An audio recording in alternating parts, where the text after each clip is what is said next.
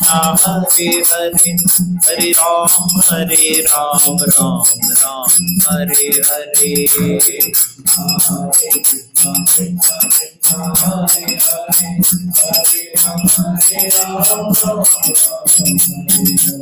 हरे कृष्णा कृष्णा कृष्णा हरे हरे हरे राम राम हरे हरे हरे हरे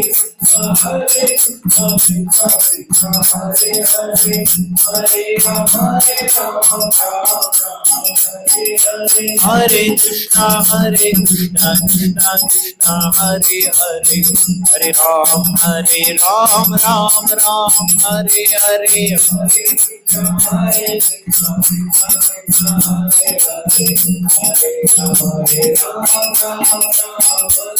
हरे कृष्णा कृष्णा कृष्णा हरे हरे हरे राम राम हरे हरे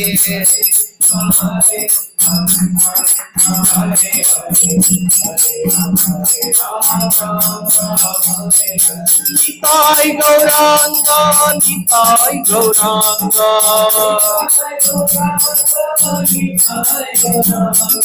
निताय गौरांगा गौर हरि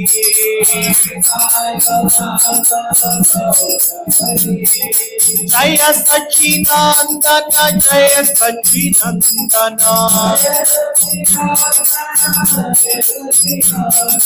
जय सच्चिदानंद गौर हरि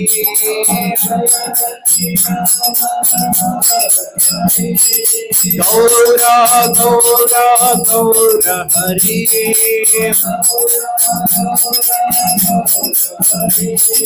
पतित पावन गौर हरि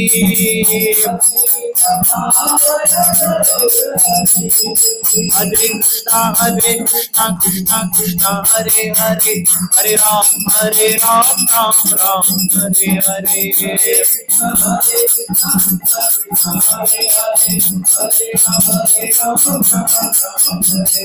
राधा वृंदावन चंद्र राधा वृंदावन चंद्र श्री राधे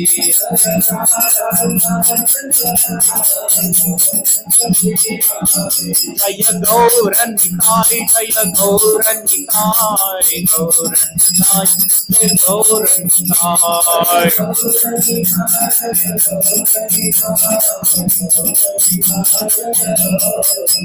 जय जय प्रभुपाद प्रभुपाद प्रभुपाद जय प्रभुपाद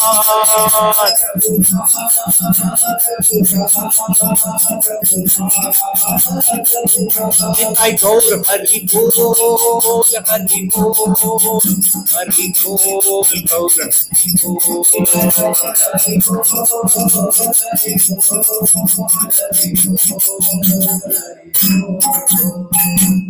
कलियुग पावन हरिनाम संकीर्तन की हरे कृष्ण महामंत्र की समवेत गौर भक्त वृंद की ओम नमो भगवते वासुदेवाय ओम नमो भगवते वासुदेवाय ओम नमो भगवते वासुदेवाय नारायणं नमस्कृत्यं नरं चैव नरोत्तमं देवीं सरस्वतीं व्यासं ततो जायमुदीरये नष्टप्रायेष्व अभद्रेषु नित्यं भागवत सेवया भगवतीरुत्तम श्लोके भक्तिर्भवति नैष्टिकी कृष्णाय वासुदेवाय देवकी नंदनाय च नंदगोपकुमाराय गोविंदाय नमो नमः। ओम अज्ञानतिमिरन्धस्य ज्ञानाञ्जनशलाकया चक्षुरुन्मिलितं येन तस्मै श्रीगुरवे नमः। श्री चैतन्य मनोभीष्टं स्थापितं येन भूतले स्वयं रूपः कदा मह्यं ददाति स्वपदान्तिकं वन्देऽहं श्रीगुरोः श्रीयुतापदकमलं श्रीगुरून् वैष्णवांच श्रीरूपं साग्रजातं सहगण रघुनाथान्वितं तं सजीवं साद्वैतं सावधूतं परिजनसहितं कृष्ण चैतन्य देवं श्री राधा कृष्ण पादान सहगण ललिता श्री विशाखान्वितां च नम ओम विष्णुपादाय कृष्ण प्रेष्ठाय भूतले श्रीमते भक्ति वेदांत स्वामिन्निति नामिने नमस्ते सारस्वते देवे गौरवाणी प्रचारिणे निर्विशेष शून्यवादी पाश्चात्य देशतारिणे नमो महावदन्याय कृष्ण प्रेम प्रदायते कृष्णाय कृष्ण चैतन्य नामने गौरत्विषे नमः।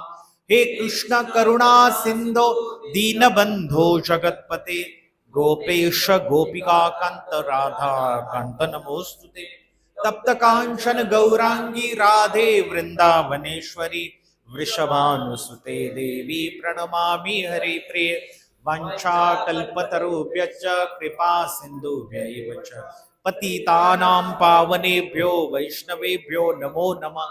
जय श्री कृष्ण चैतन्य प्रभु नित्यानंद श्री अद्वैत गदाधर श्रीवासादि गौरभक्तवृंद हरे कृष्णा कृष्णा कृष्णा हरे हरे हरे राम राम राम हरे हरे। मुखं करोति वाचालं पंगुं लङ्घयते गिरिं यत्कृपातमहं वन्दे श्रीगुरोः दीनतारिणं परमानन्दमाधवं श्रीचैतन्यमीश्वरं। हरे कृष्णा हरे कृष्णा। तर आजच्या रविवारच्या साप्ताहिक सत्संगामध्ये तुम्हा सर्व वैष्णव भक्तांचं हार्दिक स्वागत आहे। तर हा जो महिना आहे फार पवित्र महिना आहे।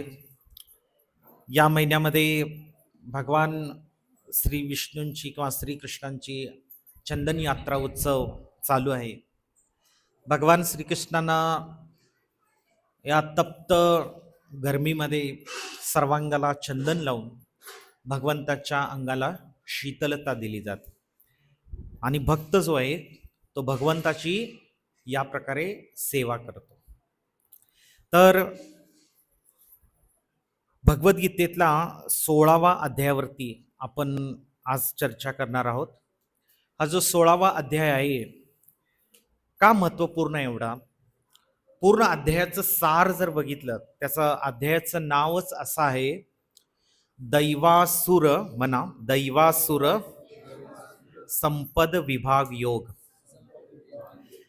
तर दैवी आणि आसुरी स्वभाव, तर हा विशेषतः आपल्या आताला माहितीसाठी ज्ञानासाठी भगवंतांनी खूप डिटेलमध्ये माहिती दिलेली आहे।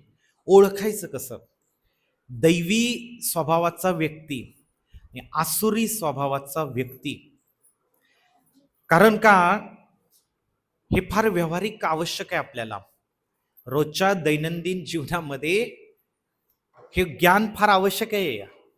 अध्यात्म किंवा भगवत प्राप्ती ह्या लांबच्या गोष्टी राहिल्या, व्यवहारामध्ये जर आपण माणसांना जज करायला, जज म्हणजे समजतं ना, समोरच्या व्यक्तीला जज करायला प्रॉपरली आपण शिकलो नाही तर काय होणार? आपली फसगत होण्याची शक्यता आहे। म्हणून हा अभ्यास काय करायचा आहे भगवद्गीतेचा। भगवद्गीता म्हणजे कसं आहे माहिती का? डेड एंड आहे, डेड एंड। हे ड्रायव्हर लोक आहेत त्यांना माहित असेल डेड एंड म्हणजे काय। डेड एंड म्हणजे की जिथं रस्ता संपला आता त्याच्या पुढे रस्ता नाही। तर या जगातले सगळे लोक जे आहेत, जे वेगवेगळ्या व्यावहारिक समस्यांनी त्रस्त आहेत, अशा लोकांसाठी भगवद्गीता डेड एंड आहे। म्हणजे काय? इथंच यावं लागेल शेवटी। जर तुम्हाला तुमच्या व्यावहारिक समस्यांवर उपाय पाहिजे असेल, या समस्यातनं म्हणजे वैयक्तिक आणि सगळ्या समाजाच्या पण, समस्यातनं मुक्तता पाहिजे असेल आणि थोडंफार या जगात सुख शांती थोडंफार का या जगात तसं सुख समाधानानं राहू शकत नाही. या जगाचं वर्णन भगवंतानी मामुपेत्य पुनर्जन्म दुःखालयम अशाश्वतम असं केलेलं आहे. त्यामुळे इथं आहे ना कुणी तसं अपेक्षा करू शकत नाही की सुखा समाधानानं मी राहीन शेवटपर्यंत, असं होणार नाही. पण तरी पण असं नाही की या जगामध्ये भगवंतानी दुःखालय म्हटलंय म्हणून त्याला आणखी दुःखालय करायचं, असतला भाग नाही बरं का. माणसाचा ऍटिट्यूड जो आहे तो सकारात्मक पाहिजे. कसा पाहिजे? आणि भगवद्गीता आहे ना आपल्याला खूप सकारात्मक दृष्टिकोन देते.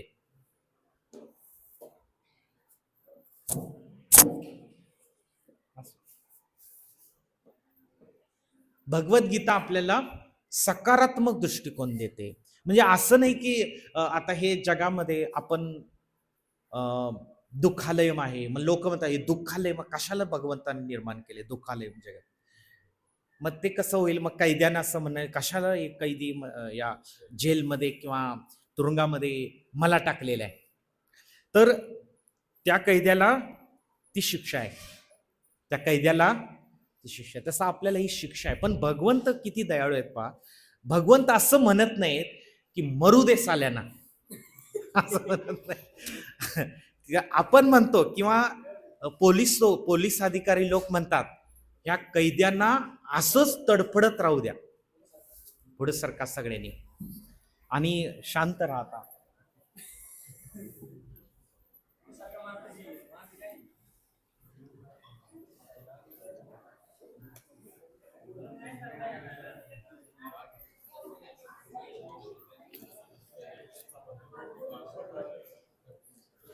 हरे कृष्ण.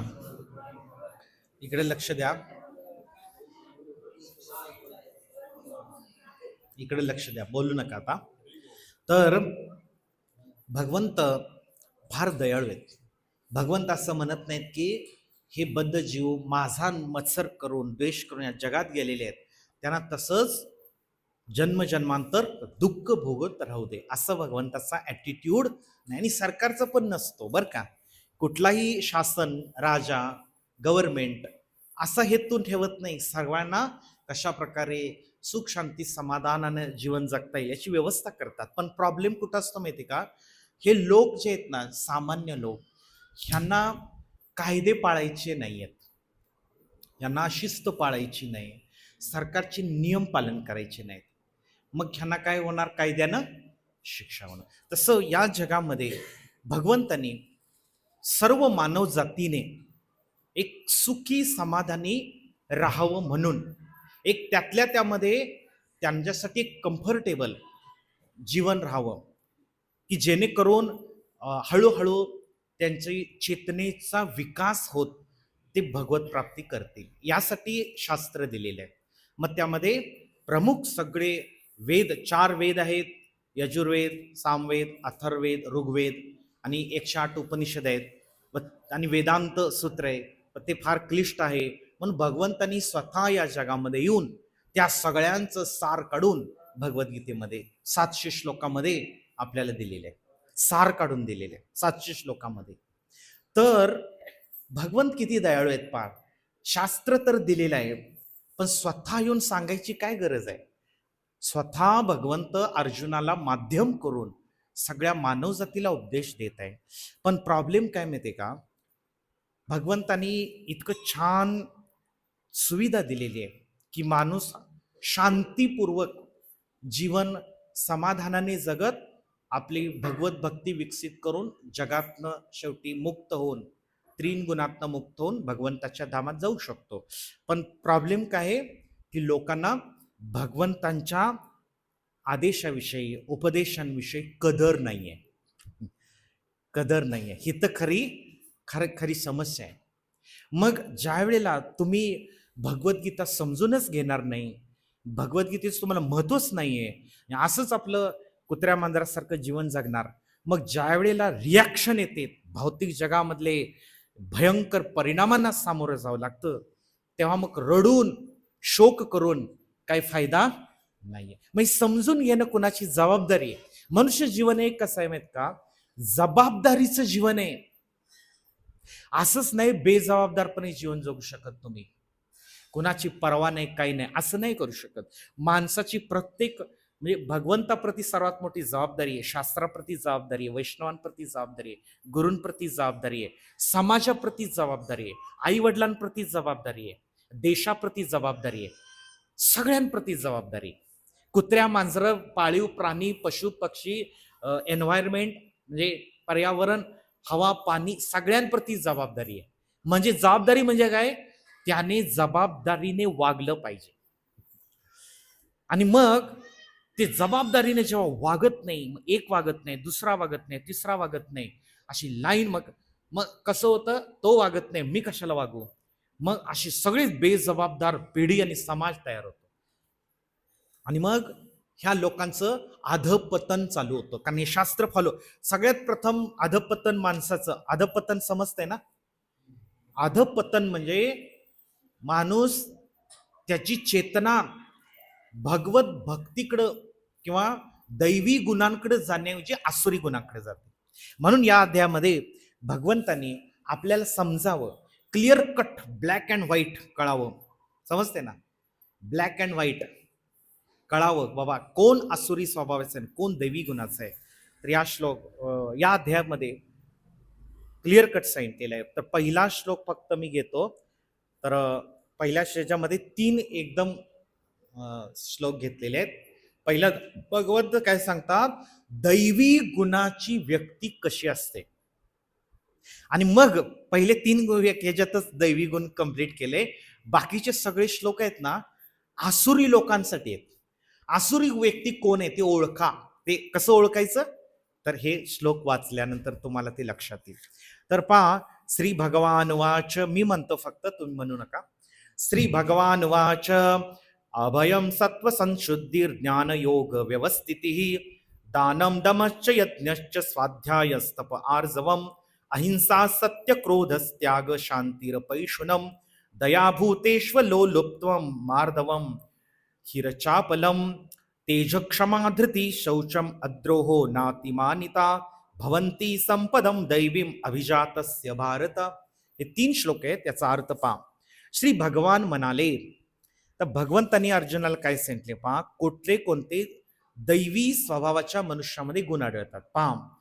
निर्भयपणा, सत्वशुद्धी, आध्यात्मिक ज्ञानाचे अनुशीलन, अनुशीलन म्हणजे ज्ञान ग्रहण करणे, दान, दान देणे, आत्मसंयम, मन आणि इंद्रियांवर संयम ठेवणे, यज्ञकर्म, वेद अध्ययन, तपस्या, साधेपणा, अहिंसा, सत्य, क्रोधात्म मुक्तता, त्याग, शांती, दोष काढण्याच्या वृत्तीचा तिटकारा, हा दैवी गुण आहे.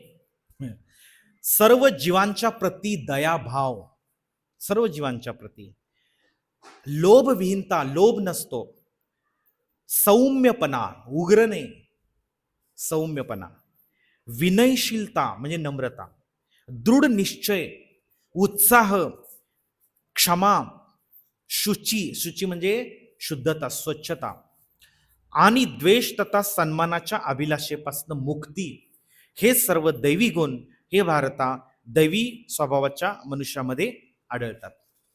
लक्षात आलं का?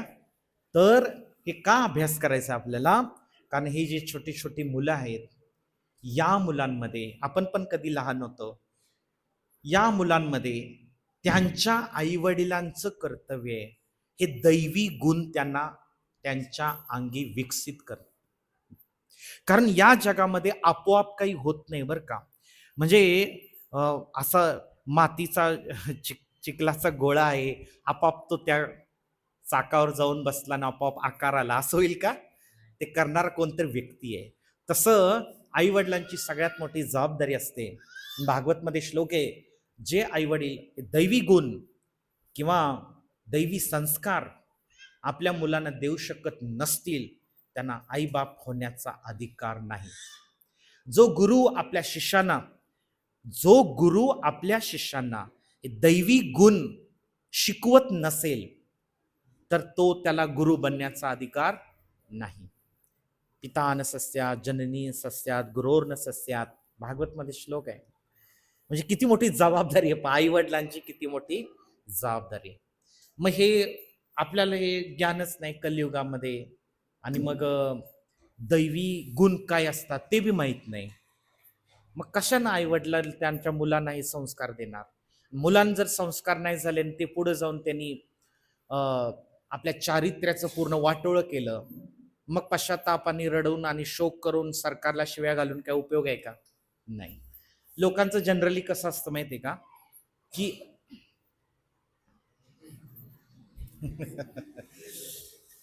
मी सोडून सगळे दोषी. सरकार आहे, समाज आहे, नातेवाईक, सगळ्यांना दोष देतात लोक, बर का. पण स्वतःकडे आपण चार बोट आपले स्वतःकडे असतात हे पाहत नाहीत लोक. आणि कलियुगामध्ये 99% आसुरी वृत्तीचे लोक आहेत, भगवद्गीता सांगते. मग त्यामुळं व्यवहारामध्ये जगताना गीतेचं ज्ञान असणं किती आवश्यक आहे पहा. मग आता कसं आहे, मी आता हा माझ्या एक ऐकण्यामध्ये एक बातमी आली काल का परवा, एका 4 वर्षाच्या मुलीवरती अत्याचार केला एका 60 का 65 वर्षाच्या वृद्ध माणसाने, नाही का. मग त्याच्यावरनं सगळं भयानक आकांड तांडव सुरू आहे बाहेर सरकारच्या विरोधात. आणि ते पण जोपर्यंत ह्या अशा घटनांचं मूळ कारण तुम्ही गीतेत अभ्यास करून शोधून काढत नाही, तोपर्यंत हे असंच चालू राहणार. हे काही एक घटना झाली की दुसरी दुसरी तिसरी चालू राहणार आहे. त्याला काही जोपर्यंत समाज सुधरत नाही, समाज कधी सुधरल? जोपर्यंत व्यक्ती सुधरत नाही तोपर्यंत. म्हणजे हे कसं आहे माहितीये का, स्वतः कोणी जबाबदारी घ्यायला तयार नाही. मी कसं वागतोय, मी किती सुधारलं पाहिजे, माझ्या मुलांना मी कसे संस्कार देतोय, हे कोणी बघत नाही. जबाबदारी दुसऱ्यावर टाकून द्यायची. म्हणजे ते काम सरकारचं आहे. ते काम कोणाचं आहे? सरकारचं आहे. असं कसं चालेल? नाही का. सरकार काही करू शकत नाही. सरकार कसं काय करेल? तर हे दैवी गुण, म्हणून हे दैवी गुण जे आहेत ना, भागवत मध्ये एक फार सुंदर श्लोक प्रल्हाद महाराज सांगतात. प्रल्हाद महाराज का बहुतेक 5व्या स्कंदात आहे.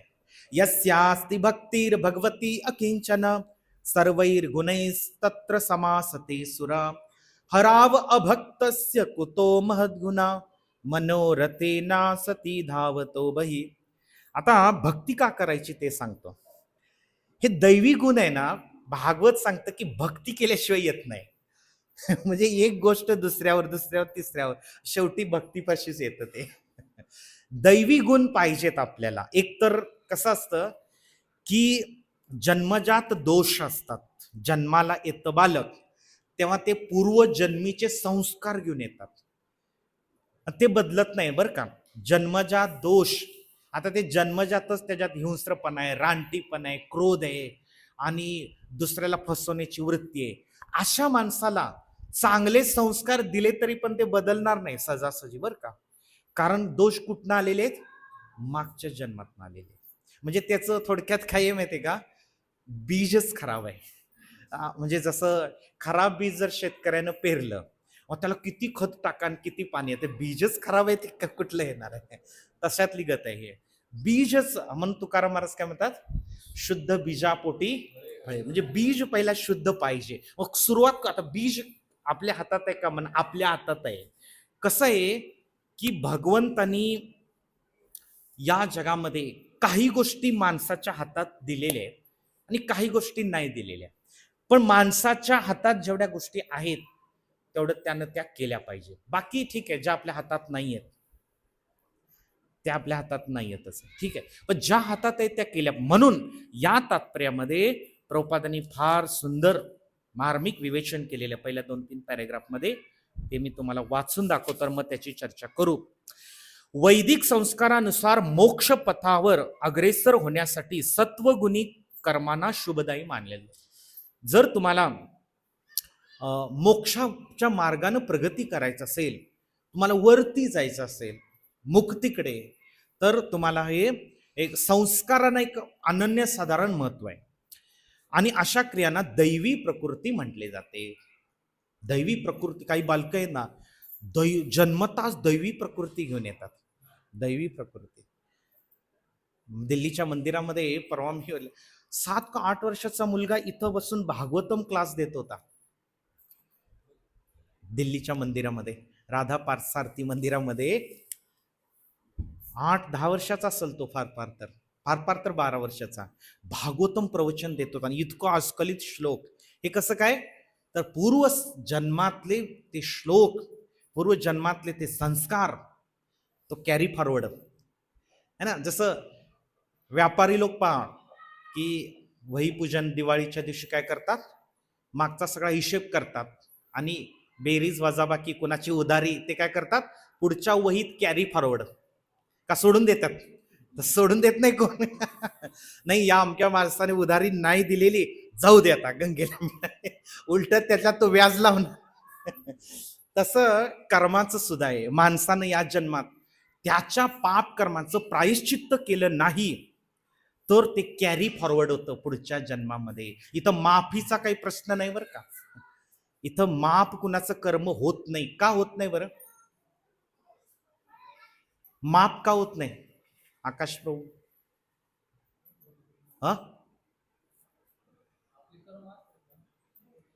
नाही, माफ का करत नाही प्रकृती? तुम्ही जर कायदा मोडला उद्या, पोलीस तुम्हाला माफ करतील का? नाही. का नाही? नियम म्हणजे कायदा सगळ्यांना समान आहे. तुम्ही काय स्पेशल आहे का? जावई का गव्हर्नमेंटचे? नाही, मग तुम्हाला कायदा समान आहे. तसं भगवंत म्हणतात की मला सर्वजण समान आहेत. तुम्ही देवाला नाही दोष, देवाने असं का केलं, भगवंताने असं का केलं? नाही, भगवंत कुणाचंही कर्म घेत नाहीत. आणि भगवंत फक्त भगवंत फक्त म्हणतात मी माझ्या भक्ताचं कर्म घेतो. माम एकम शरणं व्रज अहं त्वां सर्व पापेभ्यो. व भक्त हा विषय बाजूला ठेवू, जे सामान्य लोक आहेत त्यांच्या बाबतीत भगवंत कुणाचंही कर्म घेत नाही, कारण समान आहे सगळे. जसं आई वडील 4-5 मुलं असतील, त्यांच्यात भेदभाव करतील का? नाही, असं नाही करत. तसं इथं काय म्हटलेलं पहा, दैवी प्रकृतीमध्ये स्थित असणारे पुरुष मोक्ष पथावर प्रगती करतात. या उलट रजोगुणी आणि तमोगुणी कर्म करणाऱ्या लोकांना मोक्ष प्राप्तीची शक्यताच नसते. मला तुम्हाला मोक्ष प्राप्ती करायची असेल, हे दैवी गुण जे म्हटले ना, दैवी गुण सत्वगुणातनं निर्माण होतात. म्हणून सत्वगुण आपल्याला विकसित करावं लागेल, कारण सत्वगुण विकसित केल्याशिवाय मोक्षपथावर जाऊ शकत नाही. हे सायन्स आहे. त्यांना एक ना एक भौतिक जगतात मनुष्य म्हणून राहावे लागते, अथवा पशु चतुर्थ श्रेणी किंवा त्याहून खालच्या योनीमध्ये त्यांचे पतन होते. रजोगुणी तमोगुणी किंवा आसुरी लोकांचं खाली पतन होतं. म्हणजे या जगाचा नियम असा आहे, तुम्ही वर नाही गेला तर तुम्हाला खालीच यावं लागेल. असं नाही राहणार की आम्ही असंच राहणार नाही. चेंडूचं उदाहरण आहे. चेंडूला वर नाही फेकलं तर तो काय येणार? खाली येणार. लाईट लय कमी आहे. हो, मला या 16व्या अध्यायामध्ये भगवंत दैवी प्रकृती तथा तिचे गुण आणि आसुरी प्रवृत्ती तथा तिचे गुण या दोहोंचे वर्णन करतात. त्यांनी या गुणाच्या लाभ हानीचाही निर्देश केलेला आहे. आता पहा, दैवी गुणाने युक्त असा जन्म प्राप्त झालेल्या संदर्भात योजलेला अभिजातस्य हा शब्द सार गर्भित आहे. शेवटी या श्लोकाच्या अभिजातस्य शब्द आलेला आहे. दैवी वातावरणात मुलाला जन्म देणं याला शास्त्रामध्ये गर्भाधान संस्कार म्हणतात. इथं बीजाचा संबंध आलेला आहे. अलग लक्षात. दैवी वातावरणामध्ये मुलाला जन्म देणे याला शास्त्रामध्ये काय म्हटलेलं आहे? गर्भाधान संस्कार. इथं सुरुवात आहे. जर तुम्ही सुरुवातीच पाऊल चुकीचं टाकलं, मग पुढं सगळंच चुकत जाणार आहे. मग पुढं काही आपल्या हातात राहत नाही. येतं का लक्षात? सुरुवातीच जसं गणित असतं का, गणिताचं पहिली स्टेप चुकली तर 10व्या स्टेप पर्यंत मग ते काय होत जातं? चुकीचंच होत जातं. मग तिथं पुढं 10व्या स्टेपला तुम्ही दुरुस्त करायला गेला तर ते शक्य नसतं. मग काय करावं लागतं? पुन्हा पहिल्या स्टेपला यावं लागतं. माझी चूक कुठे झाली आहे. तसं हे जे समाजामध्ये घटना दिसत आहेत ना, अत्याचार झाले लहान मुलांवर आणि हे चारित्र्य बिघडले, हा पोरगा त्या पोरगीला घेऊन पळून गेला, ती पोरगी त्याच्याबरोबर पळून गेली, त्याच्या बातम्या येतात. तर हे कशामुळं? ही मूळ चूक झालेली आहे. कारण का आई वडिलांची चूक आहे ती. म्हणजे एक तर जन्मजात दोष, आई वडिलांनी दिलेले चुकीचे संस्कार, आणि मग त्याच्यामधनं हे असं मग आता धरून काही उपयोग नाहीये. शेवटच्या स्टेपला येऊन ते काही मारामारी करून आणि हिंसा करून काही उपयोग नाहीये. जे झाले ते भोगावं लागणार. म्हणजे काय आहे थोडक्यामध्ये, जर माता पित्यांना दैवी गुणयुक्त मूल हवे असेल तर त्यांनी मनुष्याच्या सामाजिक जीवनासाठी घालून दिलेल्या 10 तत्वांच्या अथवा संस्काराचे पालन केलेच पाहिजे. तुम्हाला जर दैवी संतती जन्मास यावी, दैवी मुलं जन्मास यावी असं वाटत असेल, हे गृहस्थांसाठी फार महत्वपूर्ण गोष्ट आहे, आलं लक्षात, तर तुम्हाला काय करावं लागेल, सर्वात प्रथम सगळे संस्कार पालन. मग संस्कार काय असंच नाही दिलेले शास्त्रामध्ये, संस्कारातनं शुद्धी होते. इवन जन्मजात कर्म जरी असले माणसाचे, तो घेऊन आलेला असला तरी संस्कार चांगले मिळाले, दैवी वातावरण मिळालं घरामध्ये, त्यातही भक्तियुक्त मिळालं, तर मग ते संस्कार सुद्धा हळूहळू निघून जातात, जन्मजात संस्कार सुद्धा. पण मुळातच आई वडील सत्वशुद्ध असतील, त्यांचं सत्व शुद्ध आहे आणि त्यांनी ते दोघंही जबाबदार असतील, शास्त्राचं ज्ञान असेल, तर ते ज्या वेळेला गर्भाधान संस्कार करतील तेव्हा त्यांच्या पोटी एक असा दैवी पुरुषच जन्माले, दैवी आत्म्याला आवाहन करतात एक प्रकारे. म्हणजे यज्ञ सांगितलेलं आहे माहितीये का. तर पुढं फार प्रभुपादांनी सुंदर दिलेलं आहे. भगवद्गीतेत आपण पूर्वी पाहिले की सद्गुणी मुलाला जन्म देण्याकरिता केलेले धर्मसंमत मैथून म्हणजे साक्षात श्रीकृष्ण आहेत. भगवान कृष्ण म्हणतात की धर्म अविरुद्ध भूते, धर्माविरुद्ध जो धर्म विरुद्ध नसलेला काम आहे ते म्हणजे मीच आहे. म्हणजे पती पत्नीनी संततीला, चांगल्या संततीला जन्मास घालण्यासाठी केलेलं जे मैथून कर्म आहे ते साक्षात यज्ञ आहे. म्हणजे किती पवित्र गोष्ट आहे ती, पण त्याला लोक हलक्यात घेतात. ते नुसतं एन्जॉयमेंटसाठी नाहीये, तर त्यातनं भगवंताची सेवा होते. कशी सेवा होते, तर अशा एका महान आत्म्याला तुम्ही तुमच्या घरामध्ये आमंत्रित करत आहात जन्म घेण्यासाठी. आणि म्हणून या गोष्टीचं महत्व लोकांना नाहीये, आणि काळ वेळ न पाहता, हेतू चांगला न ठेवता, दैवी वातावरण दैवी गुणांनी युक्त न होता, ज्या वेळेला पती पत्नी एकत्र येतात तेव्हा अशा आसुरी बालक जन्माला येतात. हा हो सांगतो. हिरण्यकशिपूचं उदाहरण आहे, यासाठी भागवत मध्ये दिलंय. कसं दिलेलं आहे, तर हिरण्यकशिपूचे माता पिता कोण? हा हिरण्यकशिपूचे माता पिता आहेत कश्यप मुनी आणि दिती. कश्यप मुनींना 2 पत्नी आहेत, दिती आणि दुसरी अदिती. दितीपासनं जन्माला आले दैत्य, आदितीपासनं जन्माला आला तो आदित्य म्हणजे सूर्यदेव, म्हणजे देवता. देवतांना आदित्य म्हटलं जातं, त्याच्यामध्ये सूर्याला आदित्य म्हटलं जातं. देवता आदित्यपासून आले, आणि दैत्य दानव कुणापासून आले? दितीपासून आले. आणि ते कसं आले माहितीये का तुम्हाला? ती रोचक कथा आहे भागवताच्या 3ऱ्या स्कंदामध्ये. तरी कश्यप मुनी जे आहेत यज्ञ करत होते. एका दिवशी संध्याकाळची वेळ होती आणि दिती त्यांना म्हणाली, दिती काय म्हणाली की मला संग करायची इच्छा आहे आणि तुम्ही आता हे सोडून द्या यज्ञकर्म. ते म्हणते आज नाही नाही, संध्याकाळची वेळ आहे, संध्याकाळच्या वेळेला कधीही पती पत्नी किंवा स्त्री पुरुषांनी संग करू नये. त्याला एक काळ वेळेचं बंधन आहे, एक पवित्र मुहूर्त, पवित्र दिवस हे पाहकाने विज्ञान आहे. हे काय विज्ञान आहे. तर दिती ऐकायला तयार नाही. मग ते कश्यप मुनीचा नाईलाज झाला.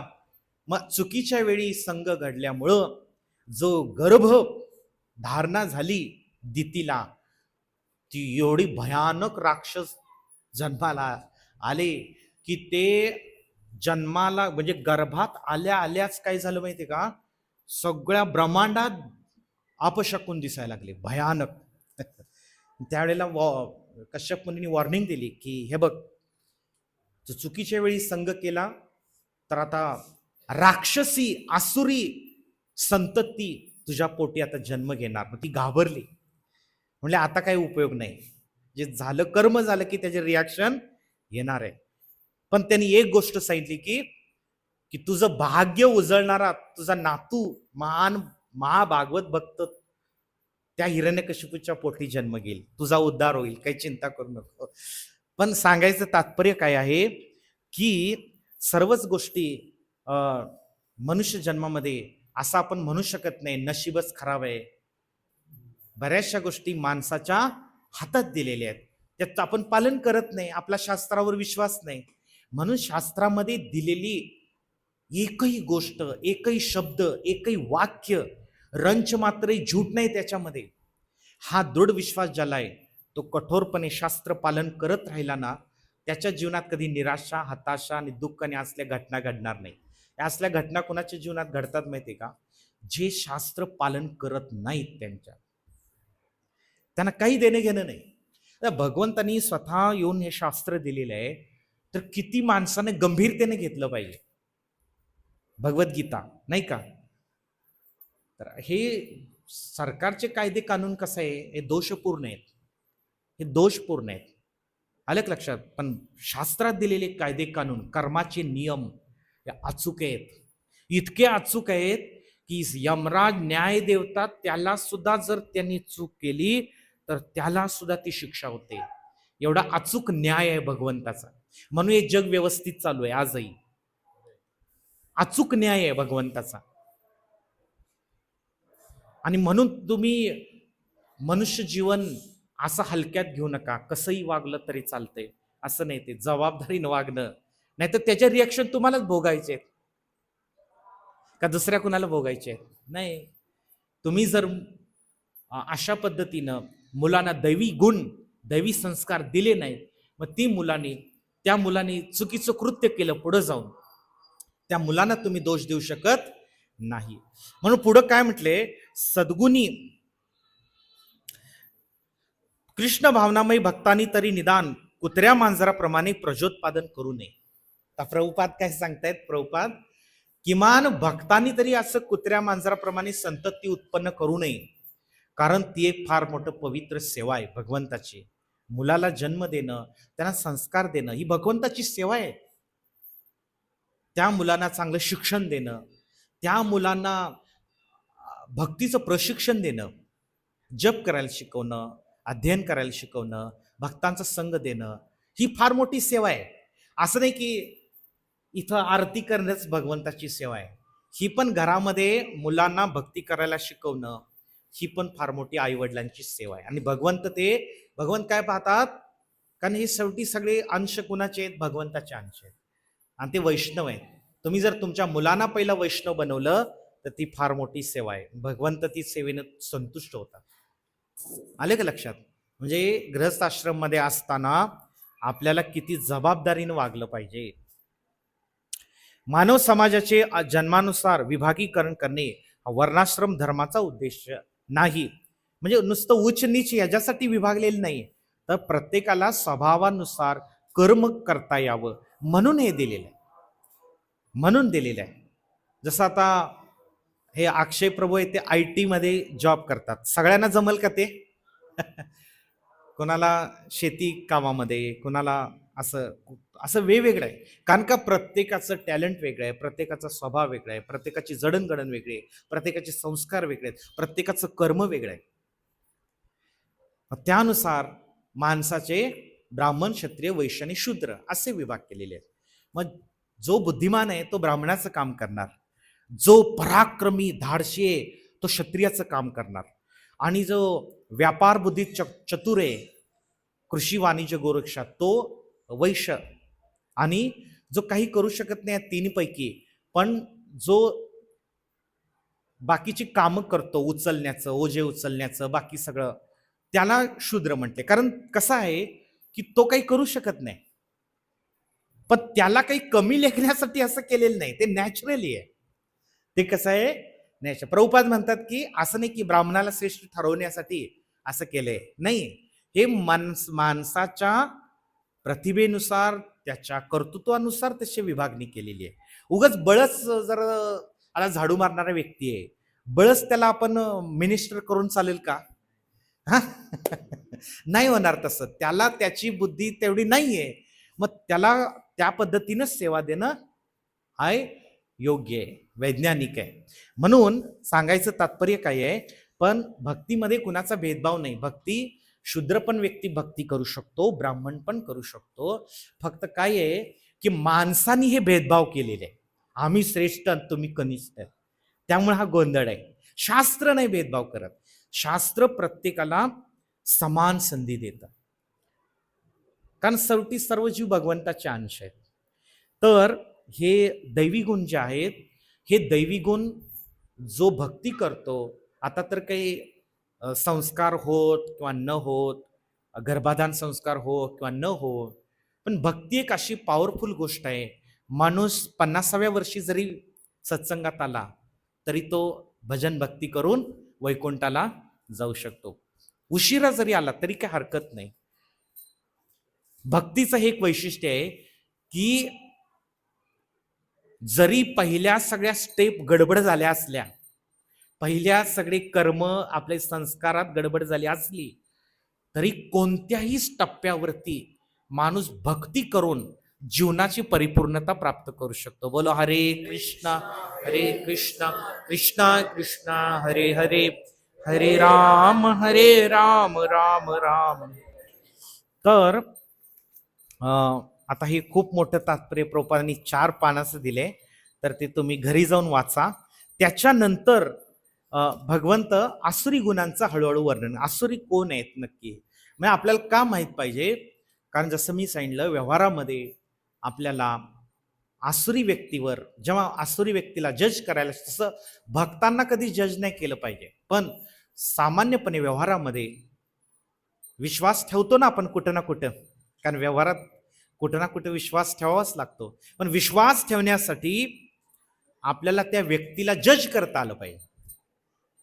मग जज करण्यासाठी सगळ्यात महत्वाची गोष्ट म्हणजे त्याच्यात आसुरी गुण आहेत का दैवी गुण आहेत, किती प्रमाणात आहे हे ओळखता आलं पाहिजे. तर भगवंत पुढच्या अध्यायात श्लोकात म्हणतात, हे पार्थ, दंभ, उर्मटपणा, अभिमान, अज्ञान हे आसुरी प्रकृतीत जन्मलेल्या लोकांचे गुण आहेत. आणि भगवंत पुढे सांगतात, दैवी गुण मोक्षदायक आहेत, तर आसुरी गुण बंधनकारक आहेत. दैवी गुण का आवश्यक आहेत? दैवी गुण त्या माणसाला कर्माच्या बंधनातनं मुक्त करतात, जन्म मृत्यूच्या चक्रातनं मुक्त करतात. आणि हे पांडवा अर्जुनाला म्हणतात, तू चिंता करू नकोस, कारण तू दैवी गुणांसह जन्मलेला आहेस. म्हणून तर भगवंतांनी अर्जुनाला निवडलेलं आहे गीता सांगण्यासाठी. का बरं? पहा, अर्जुनाकडे दैवी गुण आहेत, म्हणून तर त्याला दया येते. एवढं या लोकांनी त्यांच्या पत्नीचा अपमान केला, त्यांना मारण्याचा प्रयत्न केला, लाक्षागृहात जाळण्याचा प्रयत्न केला, किती निंदा, नालस्ती, अपमान केलाय दुर्योधन दुःशासनाने, पण त्याचं सगळं हिरावून घेतलेलं आहे, त्या द्यूत क्रीडेमध्ये फसवून हिरावून घेतलेलं आहे. पण शेवटी ज्या वेळेला युद्धाचा क्षण आलेला आहे, अर्जुन काय म्हणतो? मला त्यांना माफ करायचं. याला म्हणतात दैवी गुण. काय म्हणतात? दैवी. आणि आसुरी वृत्तीचा त्याच्या उलट आहे. तो दुर्योधन काय म्हणतो? सुईच्या टोका एवढं सुद्धा भूमी देणार नाही. याला म्हणतात आसुरी गुण. आणि भगवंतांना आसुरी गुण कदापि पसंत नाही. कसं काय शक्य आहे? आसुरी गुणाचा व्यक्ती हा अधपतन नीच योनीमध्ये जातो. दैवी गुणाचा व्यक्ती हा भगवंताच्या धामाला जातो. म्हणून आपल्याला आपल्या हातामध्ये दैवी गुण आपल्या अंगात, आधी सुरुवात स्वतःपासनं आपल्या अंगात अंगीकारायचे, मग आपल्या मुलांना, आपल्या परिवाराला द्यायचे. का आसुरी गुण हे कुणाच्या हातात दिले भगवंतानी? हे ठरवण्याचं कुणाच्या हातात दिले? आपल्या हातात दिलेले आहे. हे असं आपोआप नाही येणार, हे कल्टिवेट करावं लागेल. कल्टिवेशन म्हणतात. दैवी गुणांचं कल्टिवेशन म्हणजे जसं शेतामध्ये आपोआपच येणार आहे का पीक? मका, ज्वारी, बाजरी आपोआपच येणार आहे का? त्याला शेतकऱ्याला काय होतं? कल्टिवेट, त्या भूमीला तयार करून, भूमीला बरोबर उपजाऊ करून त्याच्यामध्ये बीज पेरून खत पाणी घालून मग ते पीक तरारून येईल का आपोआप येणार आहे? तसं पिढीला घडवणं, मुलांना घडवणं, त्यांचा स्वभाव, त्यांचं जीवन, त्यांचं चारित्र्य घडवणं हे आपोआप नाही होणार. 99% लोक समाजामध्ये त्याच्या बाबतीत इतके बेजबाबदार आहेत आणि ते रडत बसतात मग असे, आणि त्यांना गीतेच्या उपदेशांची फिकीर नाही. बेफिकीर लोक आहेत. ही जबाबदारी आहे गीता अभ्यास करून हे संस्कार आपल्या जीवनामध्ये उतरवणं. भलेही आपलं मागचं जीवन कसं का असतं ना, पण भगवान एवढं गॅरंटी देत आहेत की ज्या क्षणी तो व्यक्ती भक्ती अंगीकारतो, भक्तिमय जीवन स्वीकारतो, तत्क्षणी त्याच्यामध्ये काय होतात, आपोआप दैवी गुण यायला लागतात, आपोआप यायला लागतात. आत्मसंयम यायला लागतो, शांत व्हायला. जो क्रोधी आम्ही स्वतः बघितले, काही काही भक्त आधी उग्र स्वभावाचे होते, भक्तीत आल्यानंतर ते शांत होते. काही काही लोक अतिशय लोभी होते, त्यानंतर ते इतके अनासक्त झाले. हे परिवर्तन आहे. हे उपदेश देऊन होत नाही नुसतं, त्याच्यासाठी प्रयत्न करावे लागतात. आणि ते प्रयत्न करण्यासाठी सर्वोत्तम साधन आहे ते म्हणजे हरिनाम संकीर्तन, हरिनाम जप. कारण भगवंताच्या भक्तीचं मुख्य अंग नामजप आहे, आणि नामजप गंभीरतेने व्यक्ती करतो तसं त्याचे आसुरी गुण जे आहेत ते हळूहळू लोप पावायला नष्ट होतात आणि दैवी गुण यायला लागतात. कारण ते भक्तीचा महिमाच असा आहे, भक्तीचा महिमाच असा आहे. भागवतम सांगतं की मनोरथे नासती धावतो भई. या जगामध्ये जे अभक्त आहेत, कुतो महद्गुणा, अभक्तामध्ये कुठून येणार आहेत? भागवतम म्हणतं काय, अभक्तामध्ये कुठं येणार आहेत दैवी गुण? आणि मग तुम्ही चुकीच्या ठिकाणी चुकीच्या लोकांकडून चुकीच्या अपेक्षा करताय, ते कधीच शक्य नाहीये. अलग लक्षात, कधीच शक्य नाही. म्हणून सामान्य व्यवहारी जीवन जगत असताना आसुरी स्वभावाचा व्यक्ती आहे, लगेच कळणार तुम्हाला, लगेच कळणार समोरचा व्यक्ती आहे ना हा आसुरी आहे. हे नॉलेज लगेच येणार का, तर तुमचा गीतेचा अभ्यास असेल तर लगेच तुम्हाला समजणार. यापासून सावध राहिलं पाहिजे, सतर्क राहतो. तमोगुणातला व्यक्ती असंच बिंदास कुठं पण जाऊन व्यवहार करणार, पैसे देणार आणि फसून जाणार. म्हणून हे का नॉलेज दिले, असंच नाही दिलेलं भगवंतानी, त्याचा आपण अभ्यास केला पाहिजे. म्हणून भगवान कृष्ण अर्जुनाला म्हणतात की तू दैवी प्रकृतीतनं जन्मलेला आहेस. म्हणून ते नॅचरली भक्त आहे, जन्मापासून भक्त आहेत ते. आणि भगवंत अशा दैवी प्रकृतीच्या भक्तांना सतत प्रोटेक्शन, रक्षण देण्याचा प्रयत्न. भगवंतांना असे भक्त फार प्रिय आहेत, कारण भक्त म्हणजे ते दैवी गुण याच्यामध्ये. भक्त तर दैवी गुण नसतील तर तो भक्त कशाचा मग? आले की लक्षात? भक्त म्हणजे नुसतं तिलक लावून, माळा घालून आणि वेश घालून, भगवी कपडे घालून भक्त होत नाही. अलग लक्षात. ते दैवी गुण बघा त्याच्यामध्ये. तो जो प्रवचनकार आहे किंवा तो थोडंफार तरी, असं नाही म्हणत की 100% ते असावेत, पण किमान एक 10-20% तरी असायला पाहिजे. जर त्याच्या वाणीमध्ये आणि करणीमध्ये काही साम्यच नसेल, ते कसं काय मग तुम्ही त्याला गुरु बनणार? त्याला गुरु करतात लोक, कुठं पण जाऊन लोक गुरु करतात. आणि मग फसवणूक झाली की मग शंक करत बसतात, असं झालं आमचं, तसं झालं, तो बाबांना आम्हाला गंडा घातला. आता तो बाबा तसा आहे हे ओळखण्याची जबाबदारी कुणाची आहे? म्हणून भगवद्गीतेचा अभ्यास करणं फार आवश्यक आहे. आता पुढचे जे सगळे श्लोक आहेत ना, भगवंत काय म्हणतात पहा, या जगामध्ये दैवी आणि आसुरी 2 प्रकारचे जीव आहेत, 2च प्रकारचे लोक आहेत, तिसरा कोण नाहीये, दैवी नाहीतर आसुरी. यापूर्वीच तुला दैवी गुणांचे विस्तारपूर्वक वर्णन सांगितले आहे. आता माझ्याकडून आसुरी गुणांचे वर्णन नाही. आता भगवंत आसुरी लोक कशी असतात ते सांगतात एका पाठोमाग. आसुरी प्रवृत्तीचे लोक काय करावे आणि काय करू नये जाणतच नाहीत. त्यांच्या ठाई शुचिभूतपणा, सदाचार आणि सत्य आढळत नाही. पहा तुम्ही समाजामध्ये हजारो लोकांशी आपला संपर्क येतो. 99% लोकांना काय करावं जीवनात आणि काय करू नये काही कळतच नाही, कारण त्यांना कार्य अकार्यातला भेद कळत नाही. म्हणजे पुण्यकर्म काय, पाप कर्म काय, अरे हे पाप कर्म आहे आपण केलं नाही पाहिजे, हा भेदच नाही त्यांच्यात. आलं का लक्षात? कोण तर काय सांगितलं ते करणार, किंवा जिथनं काही पैसे मिळत असेल तर ते करणार, भेद नाही करणार. किंवा त्यांच्या काही सदाचार नाहीये. सदाचार एक सामान्यपणे इतर लोकांना रिस्पेक्ट देणं, त्यांच्या प्रती कृतज्ञता, नम्रता, हे असले गुण त्यांच्यामध्ये नाही. सुचिरभूतपणा म्हणजे काय? साधारणपणे स्वच्छता, बाह्य स्वच्छता नसते, आंतरिक स्वच्छता तर नाहीच नाही. बाह्य स्वच्छता म्हणजे काय? किमान व्यक्तीने एकदा किंवा दोनदा तरी रोज आंघोळ केली पाहिजे, स्वच्छ कपडे घातले पाहिजेत. आणि म्हणजे सामान्य माणसाने, भक्तासाठी तर ते आहेतच नियम. शुचिरभूतपणा नसतो तमोगुणी व्यक्तीकडं. सत्वगुणी कसं स्वच्छ राहतो, घाण राहत नाही, घर स्वच्छ ठेवतो. रोज व्यक्तीने सकाळी उठल्याबरोबर आपलं घर स्वच्छ केलं पाहिजे. नुसतं झाडून नाही, ते पाण्यानं पुसून घेतलं पाहिजे. अंगण स्वच्छ केलं पाहिजे. म्हणजे ह्याला एक्सटर्नल क्लिनलीनेस, बाह्य स्वच्छता म्हणतात. शरीर स्वच्छ केलं पाहिजे. केस, पुरुषांनी केस, दाढी हे जितक्या कमीत कमी ठेवता येईल तेवढं ठेवलं पाहिजे.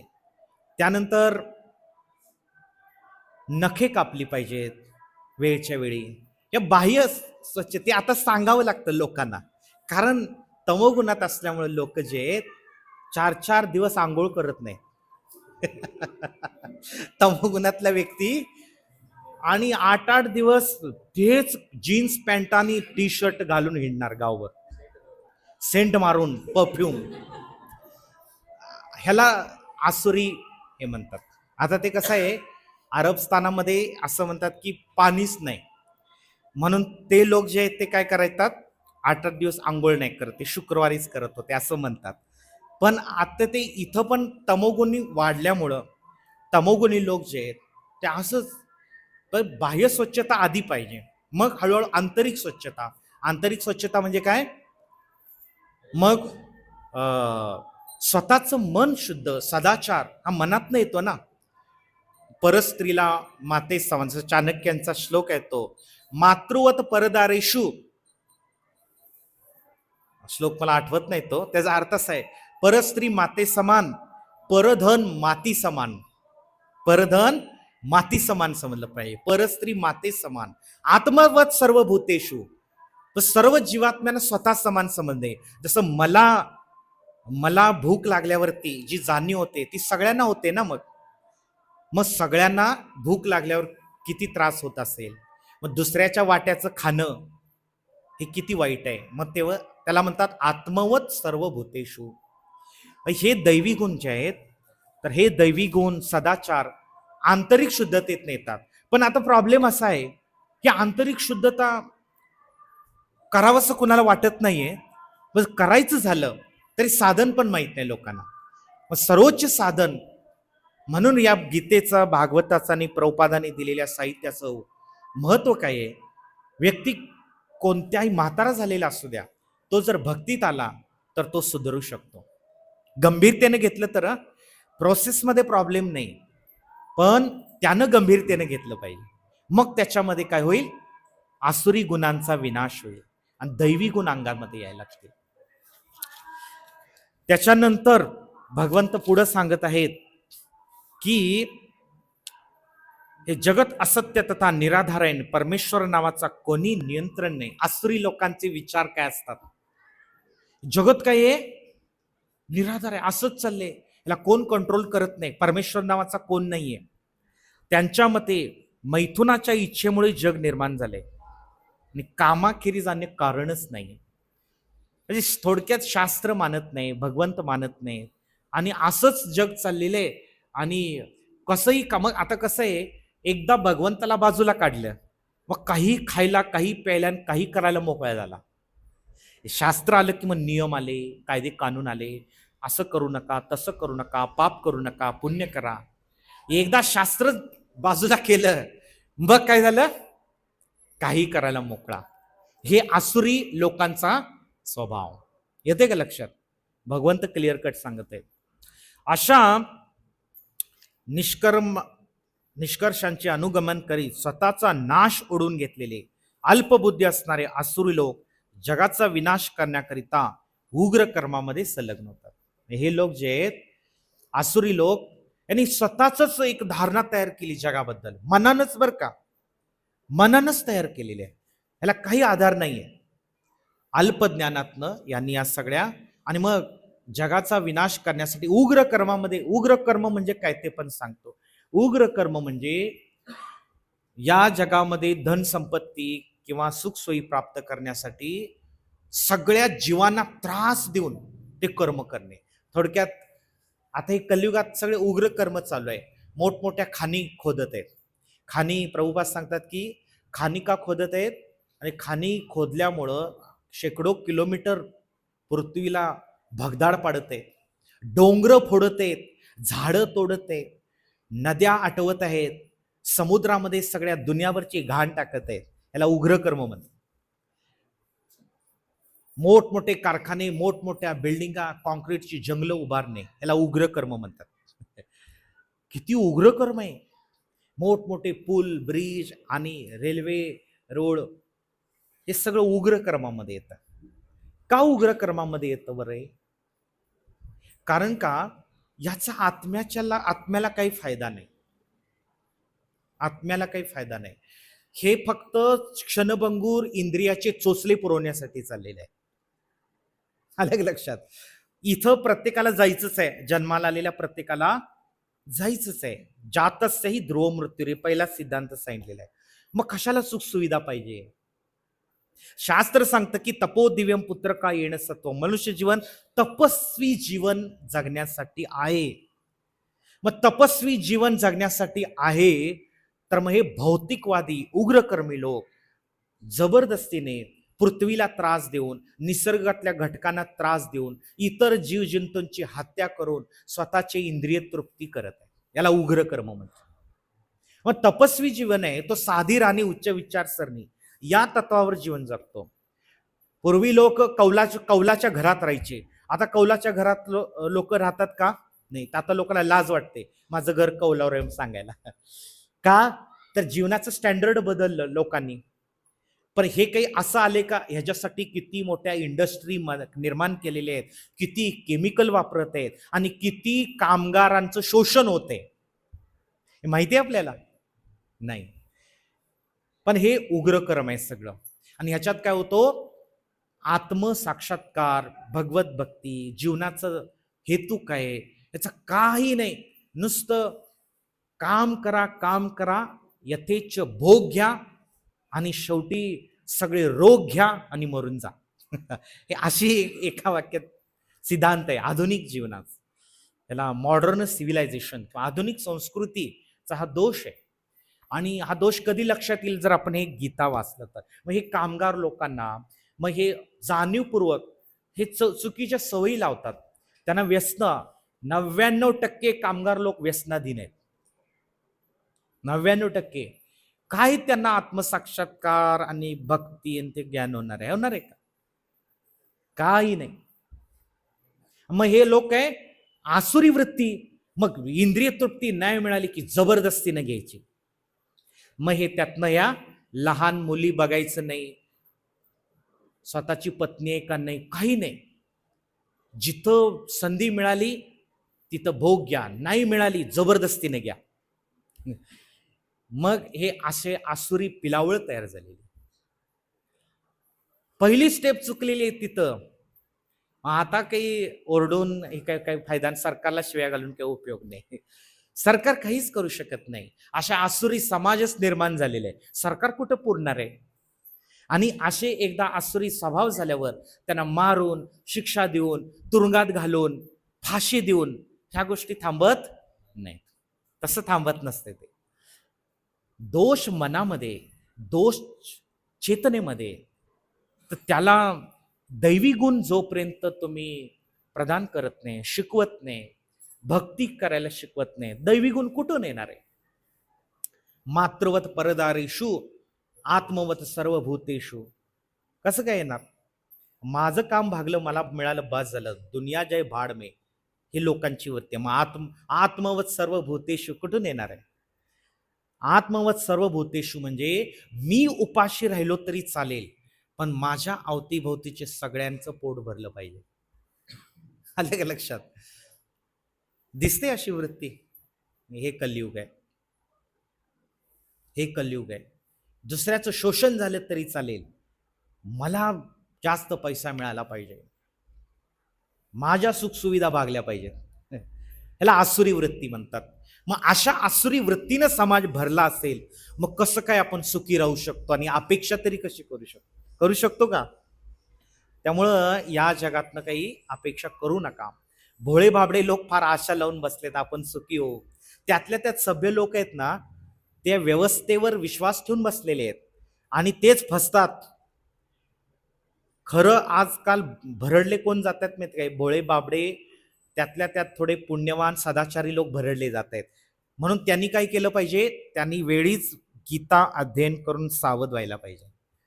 आणि आता ते या चक्कीमध्ये पिसले जाणार आहेत. इतकी वाईट परिस्थिती आहे बाहेर. कोणाचा काही भरोसा नाही, कोण कधी आपल्याला धोका देईल. आपल्या मुलाबाळांना शाळेत पाठवावं का नाही ही पालकांना चिंता आहे आजकाल.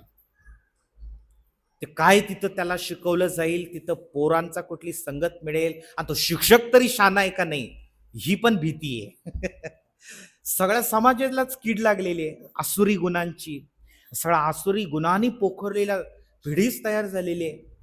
कोण कोणाला संस्कार देणार? कारण का तर हे दैवी गुण काय आहेत, आसुरी गुण काय, हे भेद करायला शिक्षक तयार नाही आहेत. शाळा आणि कॉलेजमध्ये नुसतं पैसा कमवायचं शिक्षण आहे. फिजिक्स, केमिस्ट्री, मॅथ्स आणि बायोलॉजी बस.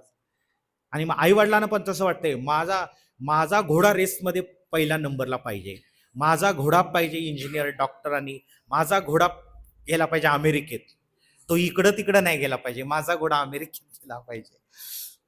मग सगळ्यांच्या ह्या भौतिक महत्वाकांक्षा आहेत, पण दैवी गुण कुणाला द्यावंसं वाटतच नाही. मग अशा घटना झाल्या की शिव्या कुणाला? सरकारला देत. सरकारमुळे असं होतंय. सरकार कायदे कानून करून काय करणार आहे? सगळ्यांना काय फाशी द्यायची का? गोळ्या झाडायच्या ओळीनं? भयानक परिस्थिती आहे. म्हणून हे कलियुगाचे उग्र जे रूप आहे ते ओळखण्यासाठी हा 16वा अध्याय गंभीरतापूर्वक वाचा. खूप उपयोगी येईल तुम्हाला. आसुरी गुणांचं दर्शन होईल तुम्हाला. आपल्या अवतीभोवती ते दिसतील आणि मग आपल्याला जीवन कसं जगलं पाहिजे, आपल्या जीवनामध्ये आपल्या घरातल्यांना, आपल्या पुढच्या पिढीला दैवी गुण कसे येतील. आणि फार सुलभ दिले भगवंतानी. आता हे दैवी गुण आणायचे म्हणजे ते काय मार्केटमध्ये नाही मिळत. हे दैवी गुणासाठी मार्ग एकच आहे, तो म्हणजे भगवान कृष्णांची भक्ती करणे. जो भक्ती करतो ऑटोमॅटिकली त्याच्यात दैवी गुण येतात. ऑटोमॅटिकली तो दुसऱ्याचा आधी विचार करणार, स्वतःच्या स्वार्थाचा नाही. भक्त आहे तो दुसऱ्याचा विचार करणार. अर्थात ते ज्या डिग्रीमध्ये भक्ती करतोय त्याच्यावरती अवलंबून आहे बरं का.